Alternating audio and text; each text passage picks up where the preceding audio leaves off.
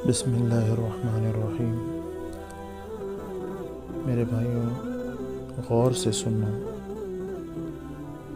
اور ہم اپنے ایمان کا جائزہ لیں کہ ہم صحابہ کے ایمان کو اور اپنے ایمان کو ہم جانچیں کہ ان کے ایمان کا پیمانہ کہاں تک تھا اور ہمارے ایمان کا حال کیا ہے۔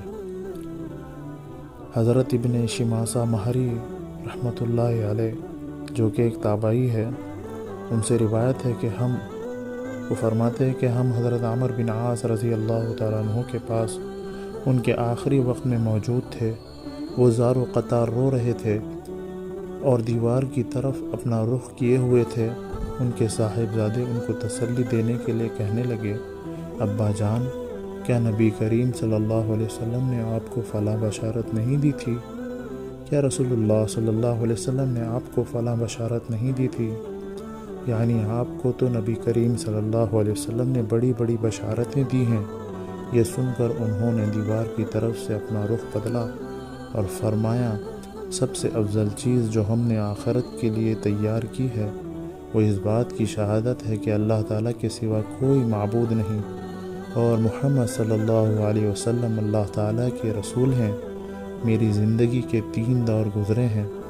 ایک دور تو وہ تھا جب کہ رسول اللہ صلی اللہ علیہ وسلم سے بغض رکھنے والا مجھ سے زیادہ کوئی اور شخص نہ تھا، جب کہ میری سب سے بڑی تمنا یہ تھی کہ کسی طرح آپ پر میرا قابو چل جائے تو میں آپ کو مار ڈالوں۔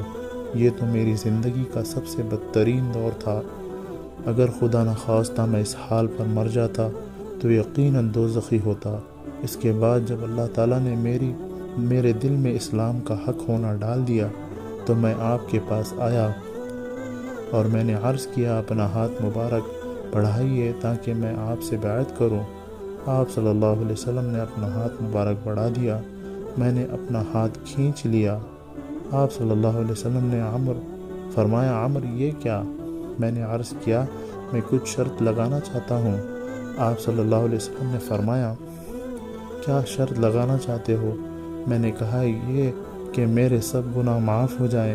آپ صلی اللہ علیہ وسلم نے ارشاد فرمایا، عمر، کیا تمہیں خبر نہیں کہ اسلام تو کفر کی زندگی کے تمام گناہوں کا قصہ ہی پاک کر دیتا ہے، اور ہجرت بھی پہلے تمام گناہوں معاف کر دیتی ہے، اور حج بھی پچھلے سب گناہ معاف کر دیتا ہے۔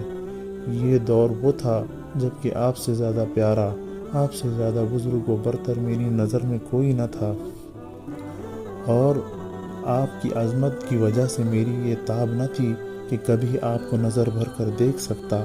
اگر مجھ سے آپ کی صورت مبارک پوچھی جائے تو میں کچھ نہیں بتا سکتا، کیونکہ میں نے کبھی پوری طرح آپ کو دیکھا ہی نہیں۔ کاش اگر میں اس حال پر مر جاتا تو امید ہے کہ جنتی ہوتا۔ پھر ہم کچھ چیزوں کے متولی اور ذمہ دار بنے اور نہیں کہہ سکتے کہ ہمارا حال ان چیزوں میں کیا رہا۔ یہ میری زندگی کا 3 دور تھا۔ اچھا دیکھو، جب میری وفات ہو جائے تو میرے جنازے کے ساتھ کوئی واویلا اور شور و شغب کرنے والی عورت نہ جانے پائے، نہ زمانے جاہلیت کی طرح آگ میرے جنازے کے ساتھ ہو۔ جب مجھے دفن کر چکو تو میری قبر پر اچھی طرح مٹی ڈالنا، اور جب فارغ ہو جاؤ تو میری قبر کے پاس اتنی دیر ٹھہرنا جتنی دیر میں اونٹ ذبح کر کے اس کا گوشت تقسیم کیا جاتا ہے، تاکہ تمہاری وجہ سے میرا دل لگا رہے اور مجھے معلوم ہو جائے کہ میں اپنے رب کے بھیجے ہوئے فرشتوں کے سوالات کے جوابات کیا دیتا ہوں۔ مسلم شریف کی روایت۔